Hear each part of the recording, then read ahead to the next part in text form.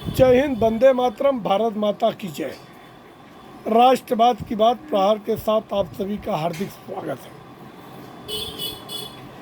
दोस्तों, जब देश में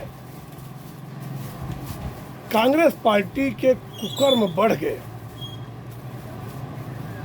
और 35 साल से किसी भी दल को पूर्ण बहुमत की सरकार नहीं मिली,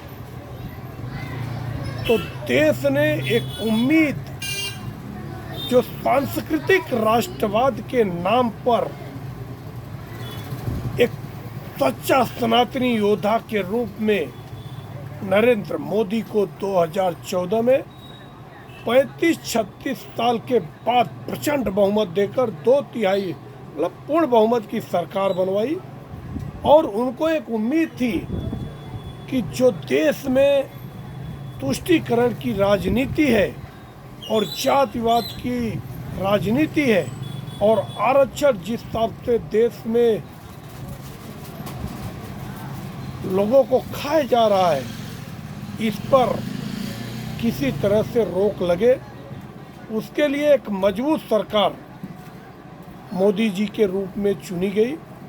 और 5 साल उनके कोई कार्य धरातल पर नहीं दिखे, तो भी 2019 में देश की जनता ने एक बार और प्रचंड बहुमत की सरकार दी, 2014 से भी बड़ी प्रचंड बहुमत।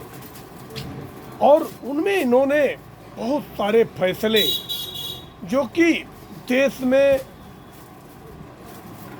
बहुत ही भेदभाव पैदा करते थे और कितना रक्तपात होता था, चाहे वो धारा 370 हो, चाहे 35A हो, चाहे राम मंदिर का मुद्दा हो और चाहे ट्रिपल तलाक हो, सारी बहुत कुरीतियों को ख़त्म कर दिया। मगर ये बात 50 साल तक सत्ता में बैठी कांग्रेस को हजम नहीं हो रही थी। क्यों? उनको लगा कि देश में ये जो जातिवाद का जहर है जो नेहरू ने पैदा किया, वो धीरे धीरे उसका विष कम होते जा रहा है और हिंदू एकजुट होते जा रहे हैं। ये सांस्कृतिक राष्ट्रवाद और विकास के तरफ जा रहे हैं, जबकि इन दोनों ही चीज़ों से कांग्रेस को नफरत रही है। न तो देश का विकास करना चाहती है और न देश के हिंदुओं की एकता एकजुट होना दिखती है।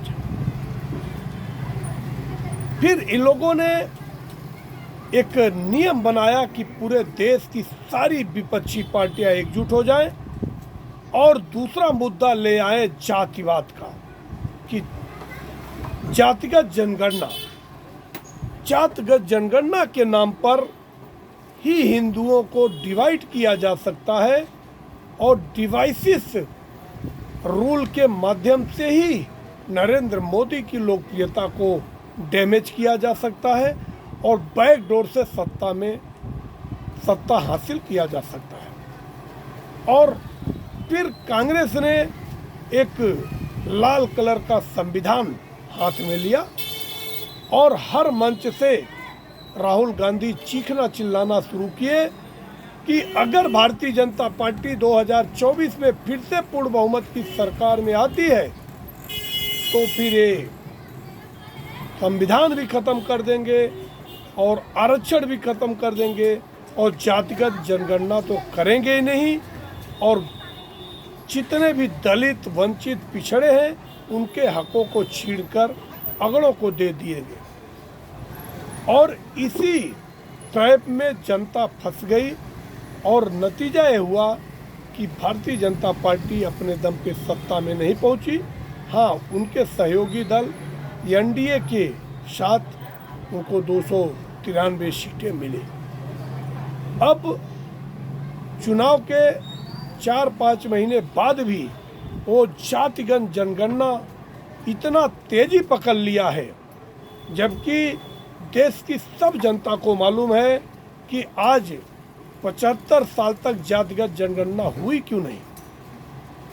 ये 1935 में हुआ था और आज़ादी के 75 साल बाद भी जनगणना नहीं हुई, और हुई भी तो किसी सरकार को हिम्मत नहीं हुई कि उस रिपोर्ट को सार्वजनिक किया गया। आज हर मंच से कांग्रेस पार्टी और राहुल गांधी जो नेता प्रतिपक्ष हैं वो एक ही चीख लगाते फिरते हैं कि अगर मोदी जातिगत जनगणना नहीं कराएंगे तो अगला प्रधानमंत्री वही होगा जो जातिगत जनगणना कराएगा। मतलब ऐसे सपने सजोए बैठे हैं और अब इस मांग को एक पंख लग गई, जबकि 3 दिन की आरएसएस की आत्मचिंतन बैठक केरल के फड़क्कड़ में हुआ। वहाँ पे उनके प्रचारक प्रवक्ता सुनील अम्बेडकर ने कहा, बड़ा बयान दिया उन्होंने कि जातिगत जनगणना हम भी कराना चाहते हैं, मगर कुछ शर्तों के आधार पर जातिगत जनगणना होनी चाहिए। सिर्फ राजनीति के उद्देश्य से कि जातियों के नाम पर राजनीति करने वाली पार्टियां जो गरीबी से उठकर आज इतने संपत्ति वाले हो गए कि देश के 20 से 25% आबादी की संपत्ति उन जातिवादी पार्टियों के मुखिया के पास है, जो कभी कालांतर में साइकिल से चला करते थे, उनके पास कच्चे मकान हुआ करते थे। हम बात करते हैं लालू प्रसाद यादव और मुलायम सिंह यादव और स्टालिन, ऐसे दल जो कि जातियों के नाम पे, चाहे वो मायावती हो, जो कि मायावती को नोटों की गड्डियों से उनके जन्मदिन पे तौला जाता था। सिक्के से तौलते हुए आदमी को हमने सुना है, मगर नोट की गड्डी से तौले हुए आदमी को पहली बार देखा।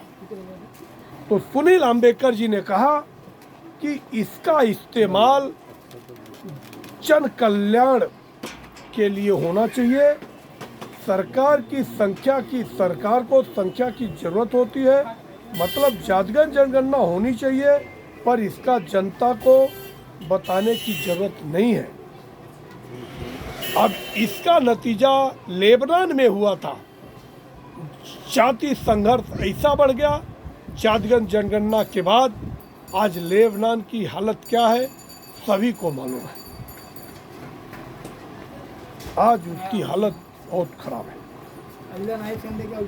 अब वायनाड में अब अगर एक तरफ कहते हैं जिसकी जितनी संख्या भारी उसकी उतनी हिस्सेदारी, ये मांग है कांग्रेस पार्टी की, तो ये हमारी भी एक बात है कि अगर वायनाड में 85% मुसलमान हैं तो वहाँ पे राहुल गांधी क्यों चुनाव लड़ते हैं? इनको खुद वहाँ पे चुनाव नहीं लड़ना चाहिए। और दूसरी बात, रायबरेली में पारसी समाज का 60% से अधिक वर्चस्व है, तो वहाँ पे गांधी खानदान क्यों अपर कास्ट को या अपने लोगों को या राहुल गांधी को या सोनिया गांधी को क्यों चुनाव लड़ाता है? ये सबसे पहले मुख्य विषय है। दूसरी बात, अगर जातियों को उनका हक दिलाने की बात करती है कांग्रेस पार्टी, तो सबसे पहले चाहे वो राजीव गांधी प्रतिष्ठान हो, चाहे कांग्रेस पार्टी की जितनी भी आईसीसी जो भी है, उसमें कितने प्रतिशत दलित पिछड़ों को हक दिया गया, या 50 साल तक सत्ता में बैठी कांग्रेस कितने दलित पिछड़े अल्पसंख्यक को मुख्यमंत्री या प्रधानमंत्री बनाया? ये सारे विषय सबसे पहले कांग्रेस पार्टी पे ही उठते हैं। इसके लिए सिर्फ हिंदुओं को तोड़ने के लिए जातिगत जनगणना की बात करना ये देश के लिए बेईमानी होगी, और जातिगत जनगणना की मांग करने वाले जितने भी सियासी दल हैं उनका देश वालों को बाइकाट करना चाहिए, क्योंकि आज़ादी के 75 साल बाद भी अगर दलित पिछड़े वंचितों का हक आज उनका दर्जा बराबरी का नहीं हो पाया, तो जातिगत जनगणना से क्या हासिल होगा? ये सोचने की बात है। अब आप लोगों की क्या राय है? आप भी अपने विचार रखिए। वैसे भी 2026 में परिसीमन होगा। परिसीमन होने से पहले तो जनगणना जरूर होगी, और 2021 में जनगणना इसलिए नहीं हुई क्योंकि उस समय पूरे देश में कोविड जैसी महामारी थी। और अगर कांग्रेस को ऐसा ही लगता है तो 2012-13 में कर्नाटक में जातिगत जनगणना हुआ है तो उस रिपोर्ट को सार्वजनिक करना चाहिए। दूसरी बात, अगर बिहार में जिद करके 500 करोड़ रुपए खर्च करके 5000 करोड़ रुपए खर्च करके जातिगत जनगणना नीतीश कुमार और तेजस्वी यादव ने करवाया, तो उसका फल किस दलित पिछड़ों वंचितों को मिल रहा है? ये एक विचारणीय प्रश्न है, जरूर विचार करना चाहिए। आप लोगों का इस पे क्या राय है? अपने विचार जरूर रखें। जय हिंद, वंदे मातरम, भारत माता की जय।